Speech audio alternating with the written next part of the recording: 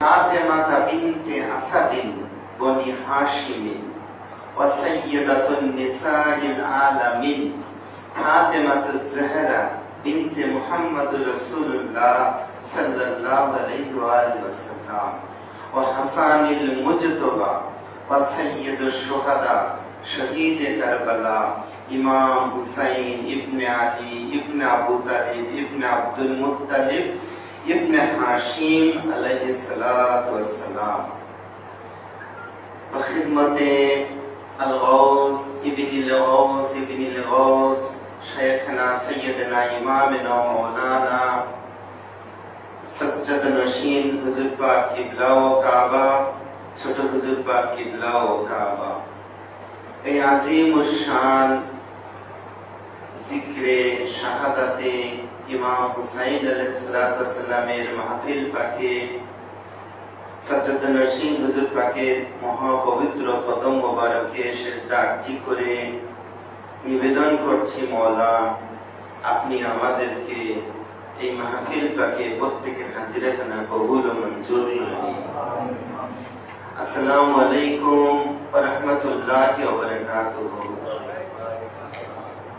কারবালা এমন একটি রাজ, এমন একটি গুপ্ত তত্ত্ব আল্লাহ পাকের কুদরতে ইলাহি, যেখানে মানুষ তার ঈমান এবং আকীদা দিয়ে দেখে।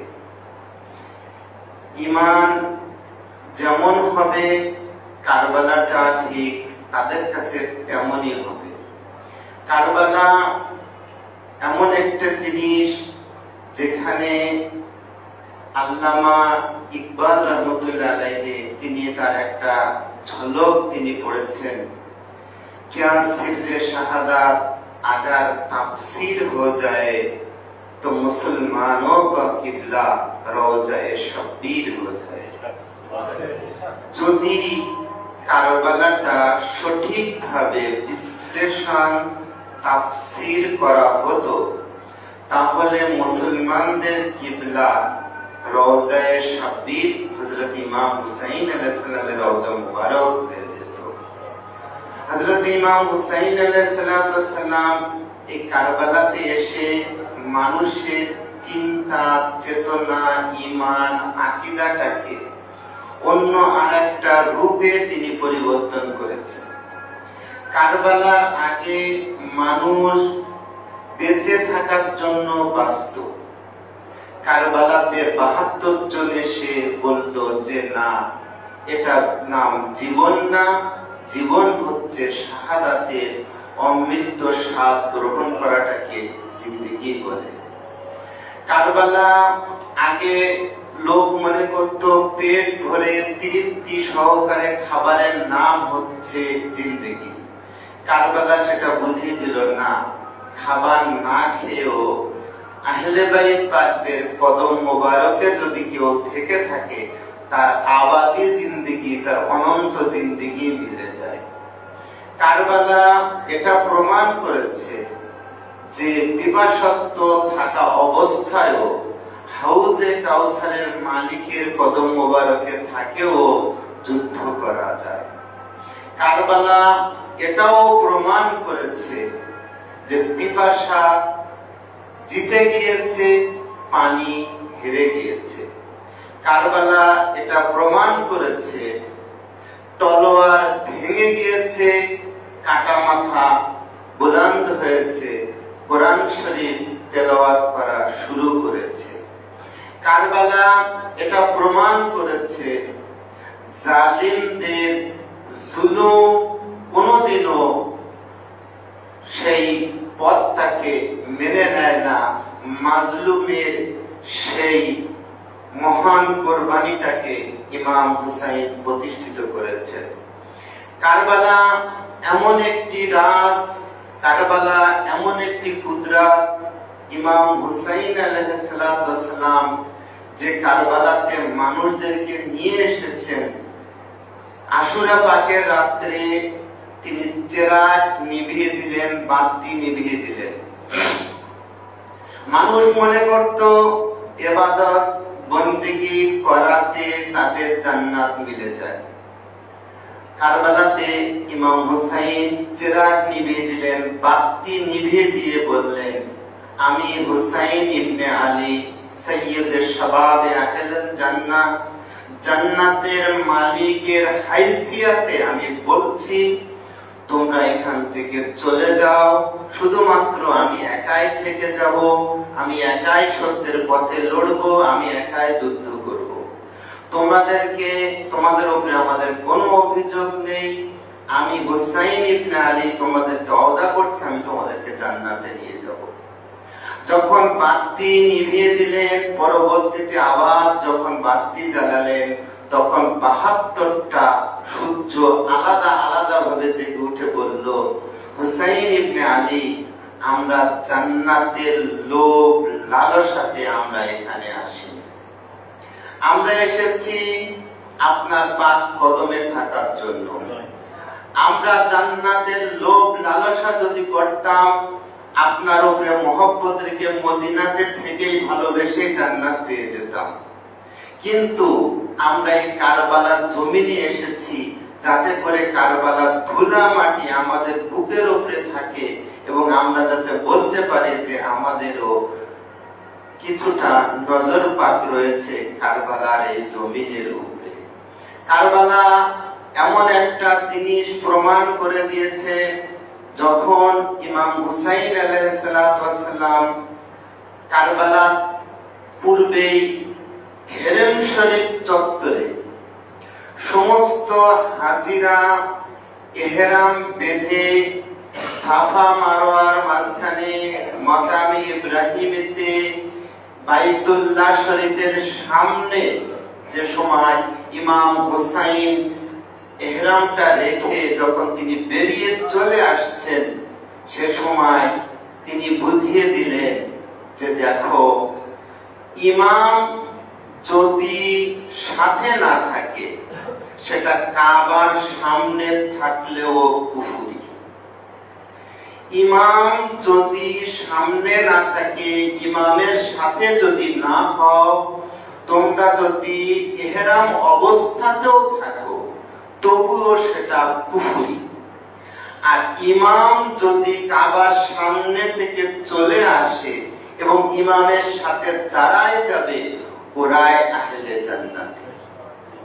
তখন ইমাম হুসাইন বললেন যে আমি ৭২ জন লাখো লোক, করোড়ো লোক, তার মাঝখান থেকে ইমাম হুসাইন ৭২টা হুসাইনি কাফেলাটাকে আলাদা করলেন, আলাদা করে দেখিয়ে দিলেন এটা হুসাইনি, এটা ইয়াজিদি।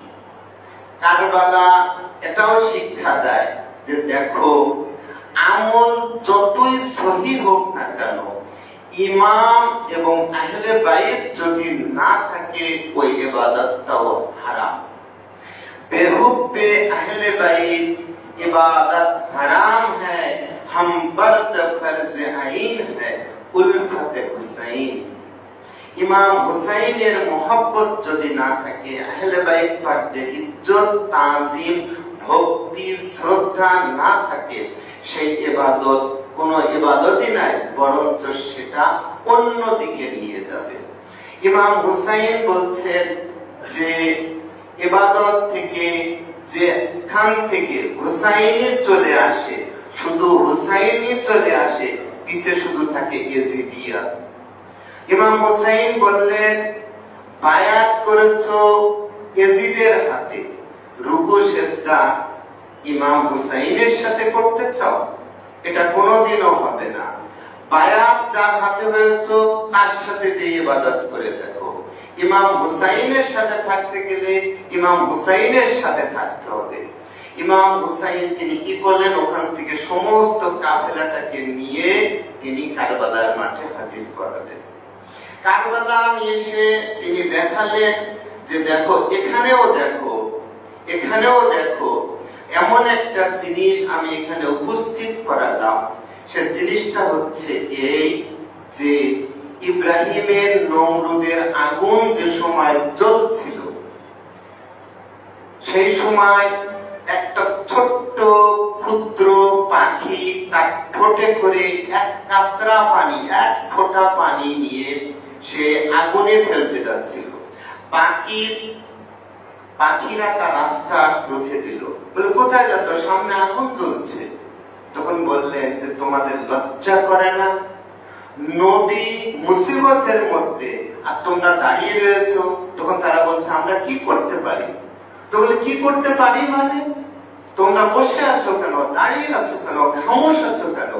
এই এক ফোঁটা পানি নমরুদের আগুনে ফেলে দাও, ফেলে দিয়ে কেউ না দেখো, আল্লাহকে সাক্ষী রাখো। আল্লাহকে সাক্ষী রেখে বলো আল্লাহ পাক আমার সম্পর্ক ইব্রাহিমের সাথে নমরুদের সাথে না, ঠিক তদ্রূপ আপনারা আপনাদের বিবি বাচ্চা সন্তানদেরকে নিয়ে ইমাম হুসাইনের মজলিসে এসে বলেন যে আল্লাহ কেউ না দেখো, আল্লাহ তুমি সাক্ষী থাকো। এতগুলো ইয়াজিদের মাঝখানে আমরা এখনো পর্যন্ত হুসাইনের মহব্বত পোষণ করি। এইটুকু আমাদের ঈমান এবং আকীদা থাকে। এইটুকুই বলি যে আল্লাহ যে এই হুসাইনের মজলিসে আসলে কি হবে, অন্তত পক্ষে আমাদের বাচ্চারা সন্তানেরা জানতে পারবে কাতিলকে মাকতুলকে, জালিমকে মাজলুমকে। পানি পিপাসা কোন দিকে ছিল, পানিটা বন্ধ করেছিল কারা? এই সত্যকে মিথ্যাকে, এতটুকু পার্থক্য আমাদের বাচ্চারা অন্তত পক্ষে বুঝে যেতে পারবে। হযরত ইমাম হুসাইন আলাইহিস সালাতু ওয়াস সালাম সাইয়্যিদুশ শুহাদা, শহীদে কারবালা। কারবালার জমিনে যখন তিনি আসলেন, সাথে সাথে তিনি এই কারবালার জমিনটাকে তিনি ৮০,০০০ স্বর্ণ মুদ্রা দিয়ে বনু আসাদ গোত্রের কাছ থেকে তিনি কিনে নিয়েছিলেন। তখন বনু আসাদ গোত্রের লোকেরা বলল এত টাকা তো দাম নয়, কেন আপনি এত টাকা দাম দিচ্ছেন? তখন বললেন যে একটা ধুলি গোনা কিয়ামত পর্যন্ত যদি কোনো মানুষের কপালে যায় তার নাজাতের কারণ হয়ে যাবে, সেটার জন্য আমি আজকে এটা তোমাদের নামে অধিক টাকা দিয়ে আমি কিনে নিচ্ছি। তোমাদের ৩টা শর্তে আমি তোমাদের কাছ থেকে কারবালার জমি কিনে নিচ্ছি। এক, সেটা হচ্ছে এই যে আমি তোমাদের কাছ থেকে কিনে নেব, আবার হেবা দান শর্তে আমি তোমাদের কাছে ফেরত দেব। দ্বিতীয়, আমাদের লাশগুলোকে দাফন করার মতো কেউ থাকবে না এখানে, তোমরা আমাদের লাশগুলোকে দাফন করবে। তৃতীয়, এখানে যারা জায়েরিন আসবে, জিয়ারতকারী আসবে, তাদেরকে তোমরা মেহমান হিসেবে রাখবে এবং তাদেরকে তোমরা খানা পানি যতটুকু খিদমত করা ততটুকু করবে। তখন বলে তাদের কাছ থেকে তাদের পুরুষদেরকে তাদেরকে বললেন চলে যাও, তোমাদের মেয়ে ছেলেদের কাছে আমাদের কাছে নিয়ে পাঠিয়ে দাও। ইমাম হুসাইন আলাইহিস সালাম কারবালার জমিনে ওই সমস্ত মা বোনদেরকে বললেন, দেখে বললেন, তিনি সে সময় মাটিতে বসে বলছিলেন আমি মা খাতুনে জান্নাত পাকের শাহজাদা, আমি এই জমিনে তীর খেয়ে শুয়ে থাকবো, তোমাদের পুরুষেরা আমাদের জানাজা দাফন এবং কাফনে আসবে না, তোমরা তাদেরকে ঘরের থেকে বলো এতটুকু যে তোমরা অন্তত পক্ষে জান্নাতের সর্দার ৬ মাসের দুধের বাচ্চারা যারা শুয়ে গেছে তাদেরকে অন্তত পক্ষে মাটি মঞ্জিলটা করে আসো। তখন তিনি বললেন আমি আমার মায়ের কাছে তোমাদেরকে সাক্ষী দিতে বলছি, আমি তোমাদেরকে জান্নাতে যাওয়ার ব্যবস্থা করে দেব। তখন তিনি বললেন যে তোমাদের এই বাচ্চাদেরকে পাঠিয়ে দাও। বাচ্চারা যখন আসলো, ইমাম হুসাইন ২ হাত ধরে এভাবে কারবালার জমিনে বসে বললেন, বাচ্চারা তোমরা এসেছো এমন একটা টাইম, এমন একটা সময় যখন আমার কাছে একটা খেজুর এবং এক কাতরা পানি আমার কাছে নেই, আমি যে তোমাদেরকে ঠোঁট পর্যন্ত পৌঁছিয়ে দেব, এতটুকু পানি আমার কাছে নেই। জানো আমার নানা, তোমাদের বয়সে যখন আমি ছিলাম তখন আমার নানা মুহাম্মদ রাসূলুল্লাহ আমাকে বুকে নিয়ে ঘুরতেন, মদিনার মসজিদে ঘুরে ঘুরে বেড়াতেন। মসজিদের সিজদা অবস্থায় আমি তার পিঠ মোবারকে চড়ে বসেছি। সেই হুসাইন আমি আজকে মাজলুম অবস্থায় কারবালাতে চলে এসেছি। শোনো, তোমাদের আব্বারা তোমার দাদারা, তোমাদের পূর্বপুরুষরা আমাকে এদেরকে 3 দিন পর্যন্ত না সেখানে বসে থাকে, কেউ কবর দিতে আসবে না। তোমরা এক কাজ করো, বাচ্চারা খেলার চলে মাটি এইভাবে ছিটিয়ে ছিটিয়ে আমাদেরকে মাটি মঞ্জিল করেছে। আমাদের মাটি মঞ্জিল যেতে হয়ে যাবে, আমাদের মাটি দেওয়ার মতন কেউ থাকবে না।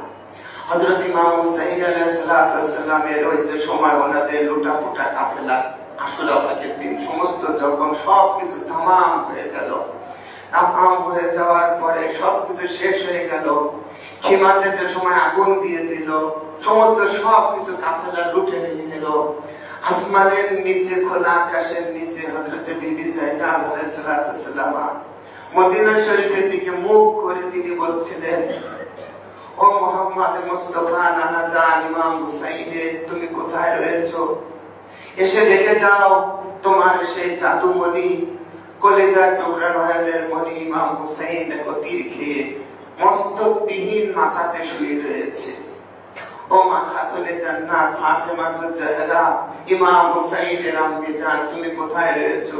তোমার জাদুমণির একটু চুমা খাবে, আসবে, তুমি কারবালাতে এসে দেখে যাও। কোথায় রয়েছে আব্বা হুসেন, হযরত আলী মওলা মুশকিল কুশা? কোথায় রয়েছে ভাইয়া হাসান, এসে দেখে যাও। এইভাবে যখন বলতেছিলেন তখন মানুষেরা তখন আর ঠিক থাকতে পারলো না, জালেমদের পর্যন্ত বুকটা কেঁপে উঠলো। হায় হায়, আমরা এটা কি করেছি, কার সাথে অত্যাচার করেছি, কার সাথে জুলুম করেছি।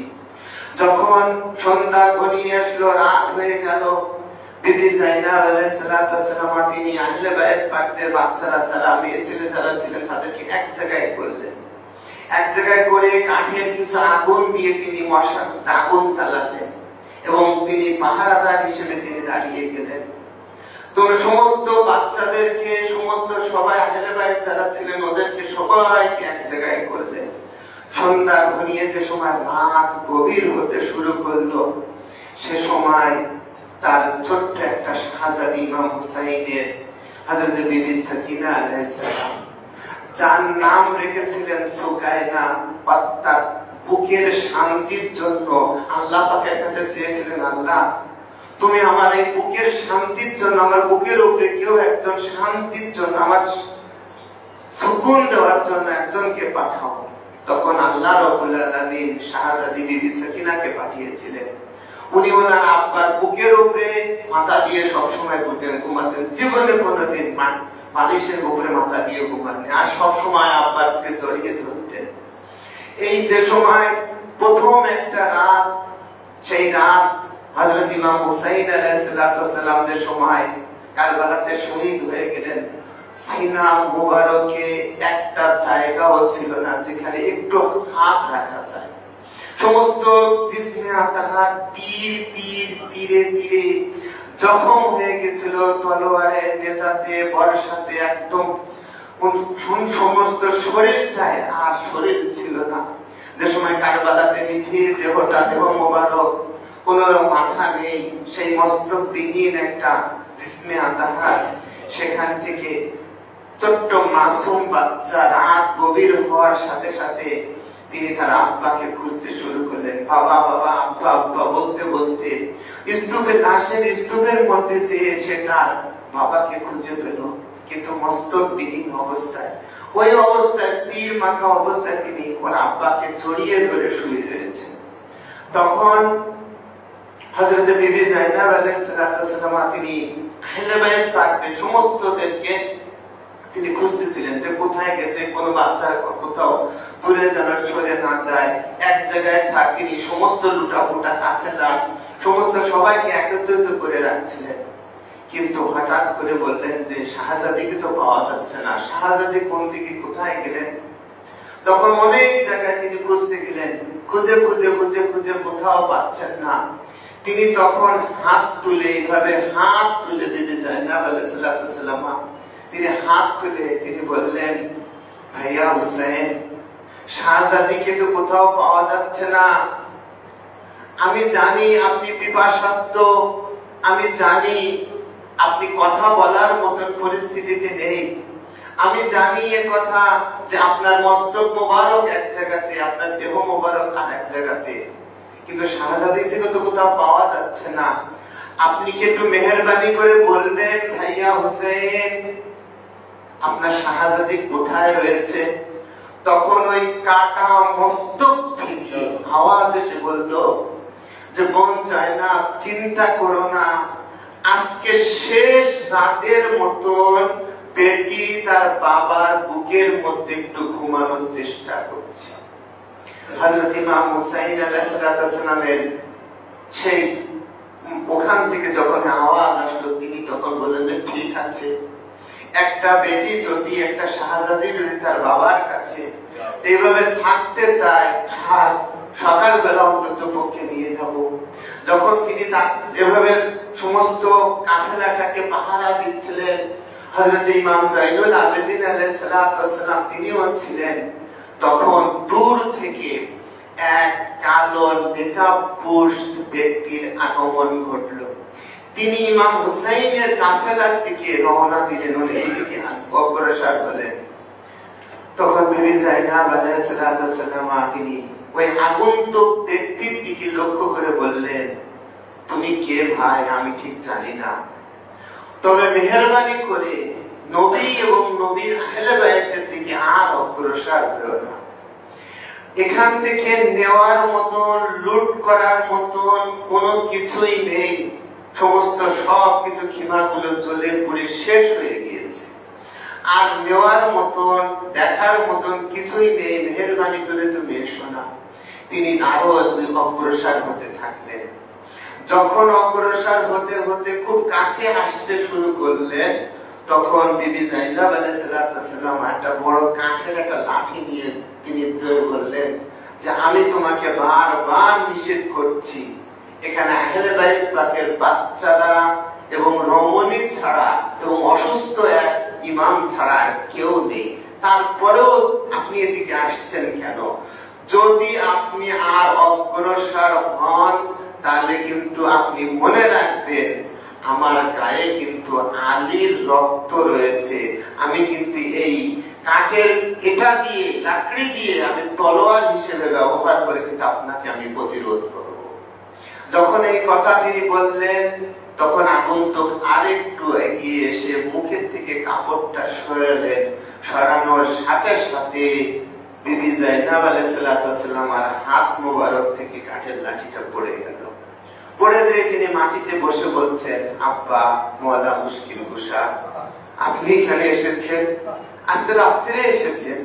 তখন তিনি বললেন, আমি সবসময় ছিলাম। সবসময় ছিলাম? কোন সময় ছিলাম না? তখন তিনি বলেন, আপনি কায়নাতের মওলা, আপনি মওলা মুশকিল কুশা, আপনি সবার মুশকিলকে আসান করেন। আপনি ইমাম হুসাইন আপনার কেনের জন্য আসেননি?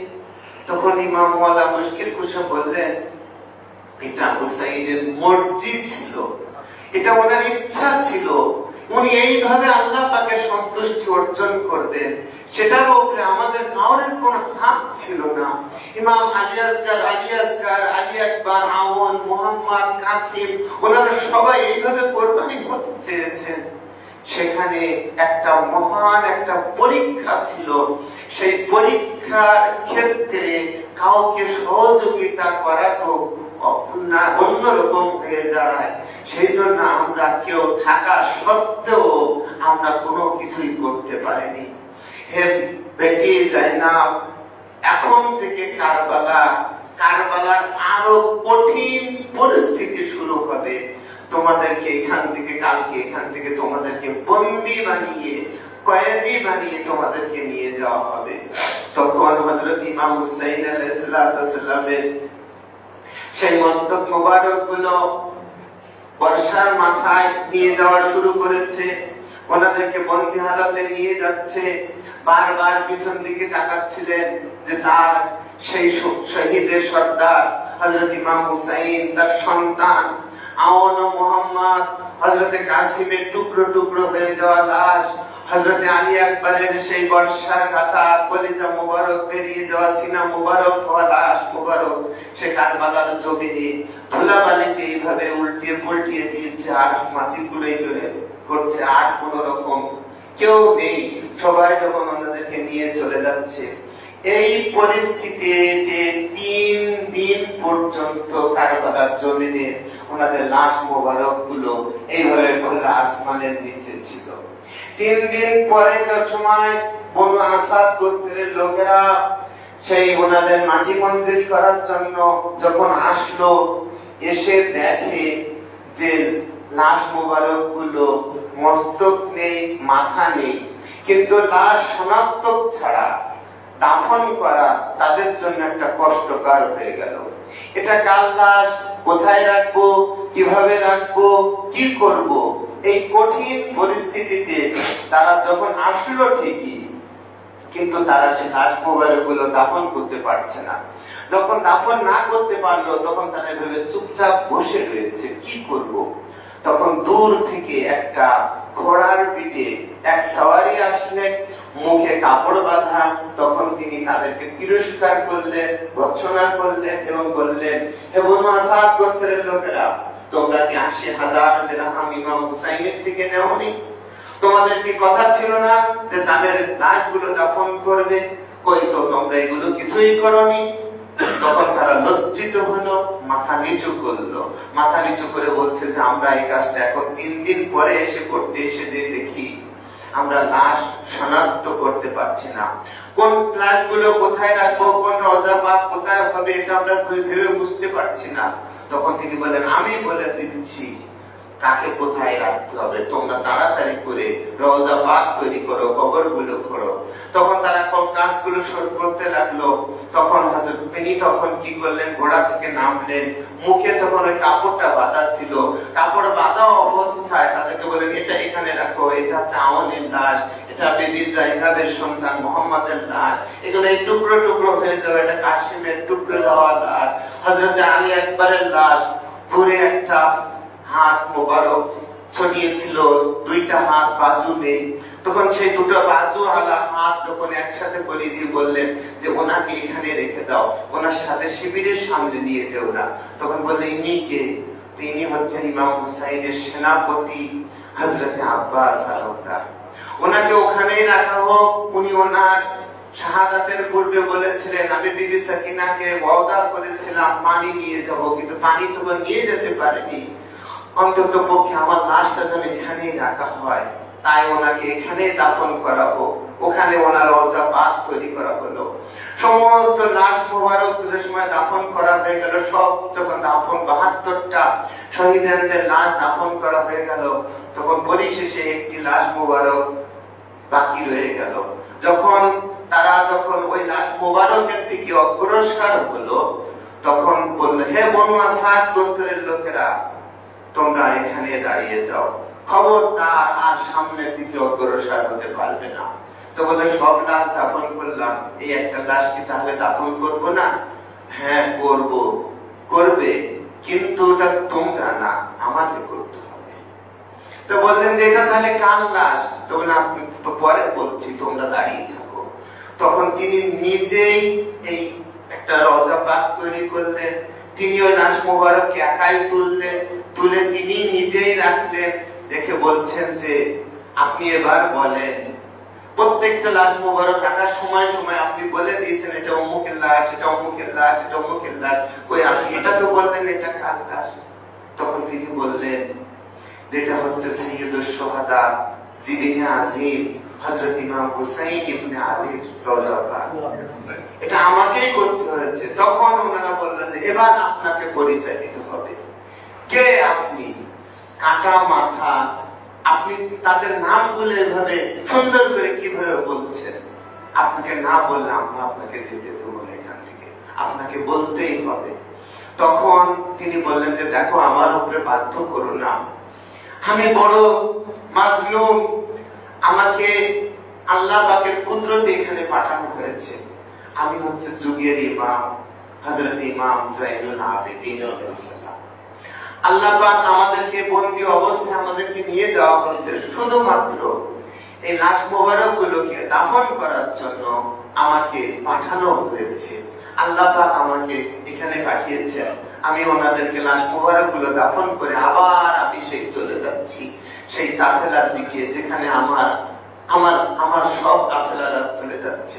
এক মরুভূমির মাঝখান দিয়ে ওনাদেরকে টেনে টেনে নিয়ে যাওয়া হচ্ছিল, সেই বিপাশার্ত অবস্থায় খালি পায়ে, যেখানে তাদের উপরে অমানসিক নির্যাতন চালানো হয়েছিল। কুফার অলিতে গলিতে রাস্তা দিয়ে যখন নিয়ে যাওয়া হচ্ছিল, কুফার লোকেরা তাদের উপরে ময়লা পানি, তারপর তাদের সাথে খারাপ ব্যবহার করছিল, তাদের সাথে অত্যন্ত বাজে ব্যবহার করছিল। মওলা মুশকিল কুশা 21 রমজানের আগে সমস্ত কুফারবাসীর মেয়েদেরকে তিনি তার বাড়িতে দাওয়াত করেছিলেন। দাওয়াত করে ডেকে বলেছিলেন যে হে মেয়ে ছেলেরা, কুফার মেয়ে ছেলেরা, তোমরা একটু দাঁড়াও, আমি তোমাদের সাথে একজনের সাথে একটু পরিচয় করে দিব, তাকে তোমরা একটু চিনে রেখে দিও। যখন মওলা মুশকিল কুশার ঘরের মধ্যে সমস্ত মেয়ে ছেলেরা ছিল, বললেন যে সমস্ত বাতিগুলো নিভিয়ে দাও।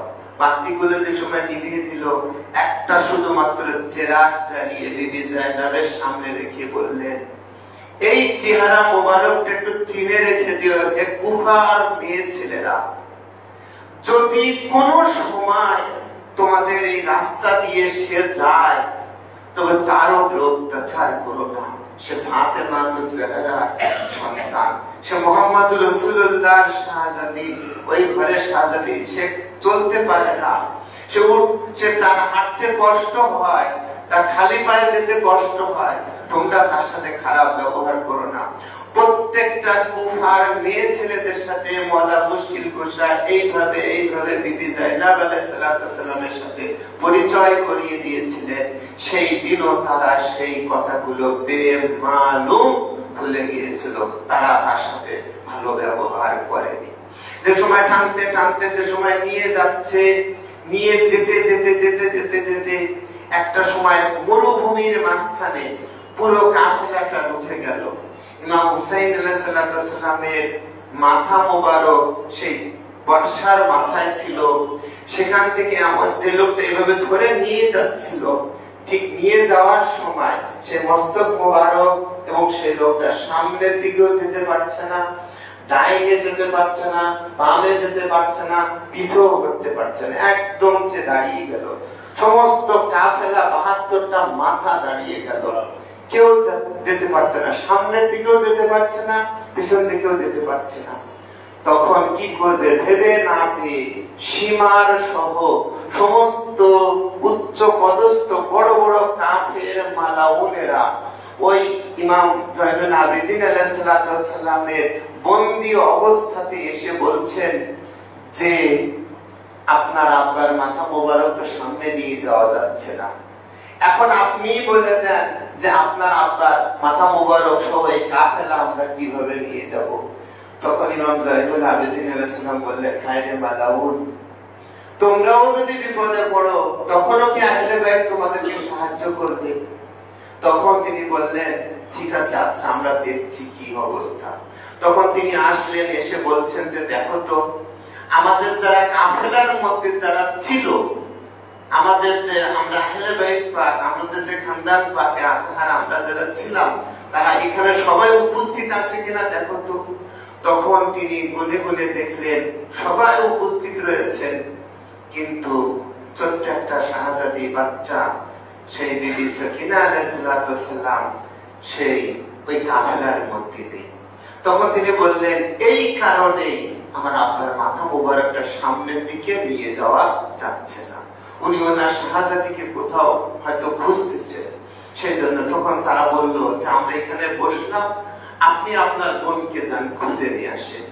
তখন ওনার ফুপি হযরত বিবি জাইনাব এবং হযরত ইমাম জাইনুল আবেদিন আলাইহিস সালাম অনেকটা পিছন দিকে যে পথ দিয়ে আসতেছিলেন, ঠিক সে পিছন দিকে যেয়ে ওনাকে খুঁজতে লাগলেন। খুঁজতে খুঁজতে খুঁজতে খুঁজতে যেয়ে দেখি এক মরুভূমির মাঝখানে একটা খাতুন একটা মেয়ে ছেলে তাকে কোলে করে নিয়ে বসে আছে। চতুর্দিক থেকে কোন লোকজন কিছুই নেই, শুধু মরুভূমি মরুভূমি সাহারা মরুভূমি। ওই বাচ্চা মেয়েটা ইমাম হুসাইনের শাহজাদি পাক ওনাকে গলাটা জড়িয়ে ধরে মুখে চুমা খাচ্ছে, আর মাথায় হাত বুলিয়ে দিচ্ছে, আর তাকে কিছু কথা বলতেছে। দূরের থেকে বললো যে ওই তো দেখা যাচ্ছে আমার বাচ্চাটা। ওই দেখা ওনার প্রভু বলছে যে আমার বাচ্চাটা ওই দেখা যাচ্ছে। তখন ইমাম সাহেব তো আমার বোনটাকে দেখা যাচ্ছে। কোন একটা মেয়ে ছেলে তাকে কোলে কোলে নিয়ে বসে আছে। তখন উনি পেছন দিক থেকে এসে বিবি জাইনাব বললেন, আপনি কাকে কোলে নিয়েছেন জানেন? হযরতে মা ফাতেমার উনি হচ্ছেন ছেলের শাহজাদি। মা ফাতেমা, এনার দাদির নাম হচ্ছে মা ফাতেমা, আর ওনার দাদি হচ্ছে নবী মুহাম্মদ রাসূলুল্লাহ শাহজাদি মা খাতুনে জান্নাত। এই মরুভূমির মাঝখানে আপনি আমার বাচ্চাটাকে কোলে নিলেন, আল্লাহ আপনাকে ভালো করুন। এই কোন মহান ব্যক্তি আপনি? এই আমার এই বাচ্চা জীবনে কোনদিন কোন কারোর কোলে উঠিনি, আপনার কোলেও কেন উঠলো এটা আমরা ভেবে পাচ্ছি না। এত রাস্তার ভিতরে কেন আপনাকে কোলে উঠলো? তখন তিনি মুখের দিকে এভাবে তাকিয়ে দেখলেন, দেখার সাথে সাথে মা জাইনাব এইভাবে হাঁটু গেড়ে ওনার সামনে বসে পড়লেন, বললেন, মা ফাতেমা আপনি চলে এসেছেন? তখন তিনি বললেন যে কি করে আসবো না, কি করে আসবো না? এই ছোট্ট বাচ্চা কি হাঁটতে পারে নাকি? এই কাফেলাদের সময় চলে যাচ্ছিল, ঠিক সেই সময় হঠাৎ করে এই কাফেলার লোকের মাঝখানে হঠাৎ করে পড়ে যায়। পড়ে যাওয়ার সাথে সাথে আব্বা বলে চিৎকার করে উঠেছিল। সেই সময় তার আব্বার মাথা মোবারকটাতে নেশার উপরে, বর্ষার মাথায়। তখন আমি তাকে কোলে করে নিলাম। যখন আমি তাকে কোলে করে নিলাম, তখন আমাকে গলা জড়িয়ে ধরে বলছে, দাদি তুমি এসেছো? তখন বললেন যে শোনো, একটা দাদির কাছে তার সন্তানেরা যে কত আদরের হয়ে থাকে তোমরা জানো না। তুমি তখন হযরতে বিবি সকিনা তার ছোট্ট ভাই আলী আসগারের শাহাদাত পাকের কথা বলছেন যে আমার একটা ছোট্ট ভাই ছিল, সে সময় সে তখন ছোট্ট ভাইয়ের গোলাপের মতন ঠোঁট, দেখতে সাদা ধবধবে সুন্দর, তখন তার লাশটা হয়ে গেল লাল রক্তে রঞ্জিত হয়ে গিয়েছিল। ছিল দুর্রে নাজাব, হয়ে গেল ইয়াকুত। হযরতে আলী আসগার ছিলেন সাদা মতির মতন সুন্দর একটা দেখতে, কিন্তু যে সময় তার লাশ মোবারক হয়ে গেল, সমস্ত শরীর মোবারক রক্তে লাল হয়ে গেল, তখন তিনি বিবি সকিনা আলাইহিস সালাম তিনি ওনার দাদিকে বলছেন, আব্বা নিয়ে গিয়েছিলেন ওই মালাউনদের মাঝখানে এক ফোঁটা পানি, বলেছিলেন যে তোমাদের কাউরের হাতে যদি ফোরাতের প্রবাহমান পানি থেকে 2 আঙ্গুল ডুবিয়ে 2 ফোঁটা পানি এই 2টা ঠোঁটের মাঝখানে একটু রেখে দাও, অন্তত পক্ষে আমি বলতে পারবো যে কেউ একজন আহলে বাইত পাকে 2 ঠোঁটের মাঝখানে 2 ফোঁটা পানি দেওয়ার চেষ্টা করেছিল। হযরত ইমাম হুসাইন আলাইহিস সালামের সেই সন্তানকে তারা সেই পানিটুকু পর্যন্ত দেয়নি। তখন বিবি সকিনা বলছেন যে জানো দাদি, আমার ভাইয়াকে তারা বেরহমি ভাবে শহীদ করেছিল তলতীর দিয়ে। এত বড় আলী আসগারের গলাটা এতটা ছোট, তীরের মাথাটা এত বড়, এমন ভাবে তীর লেগেছিল গলা থেকে বেঁধে 2 কানের লতি পর্যন্ত চলে গিয়েছিল। চলে যাওয়ার পরে যে সময় তাকে রওজা পাকে রাখা হয়েছিল, সে সময় সেই উত্তপ্ত বালুর মাঝখানে তার কোমরটা পর্যন্ত চলে গিয়েছিল। হযরত আলী আসগার 3 বার শাহাদাত বরণ করেছেন একটা তীরে।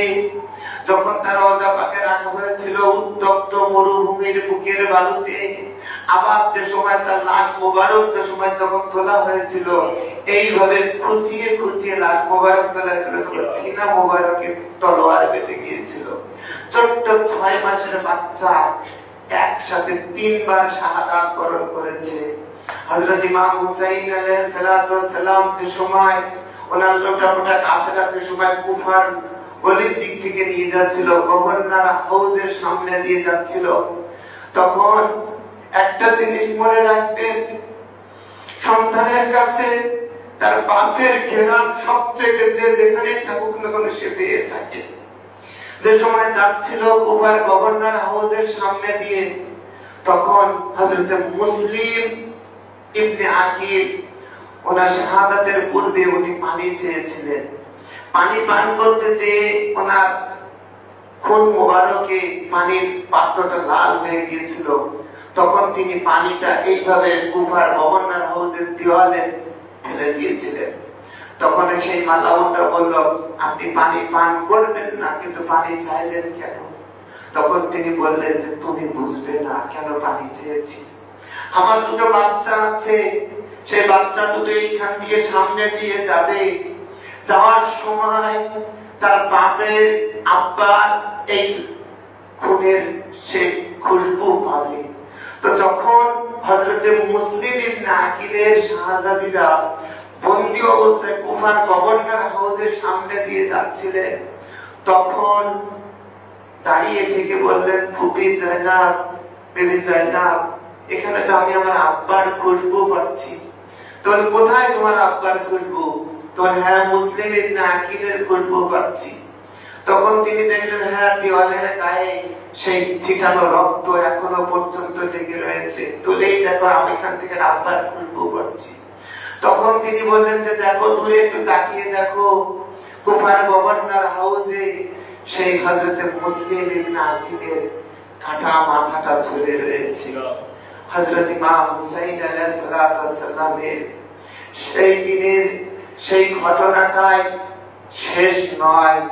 কারবালার পরে আরো বহু কারবালা হয়েছে, যেগুলো প্রতিটা ধাপে ধাপে ধাপে ধাপে করুণ কাহিনী, করুণ নির্যাতন এবং অনেক ঘটনার সাথে জড়িত রয়েছে, যা আমরা ছোট্ট এই ক্ষুদ্র সময়ের মধ্যে হয়তো বর্ণনা করতে পারলাম না।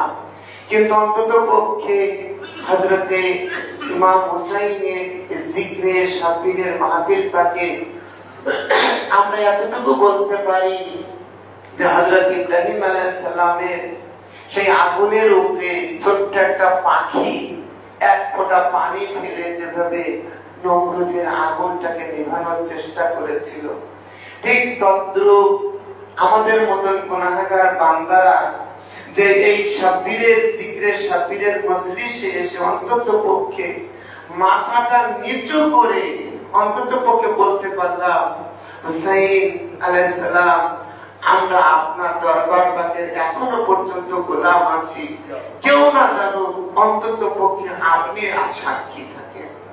মওলা হুসাইন, আপনার এই জিকরে শাব্বির, আপনার এই মজলিস পাক, আপনার এই রাম, আপনার এই রোনাজারি যেন আমাদের মাঝে কিয়ামত পর্যন্ত জাগরিত থাকে। মওলা আপনি কবুল ও মঞ্জুর করে নিন, আমিন। আসসালামু আলাইকুম ওয়া রাহমাতুল্লাহি ওয়া বারাকাতুহু।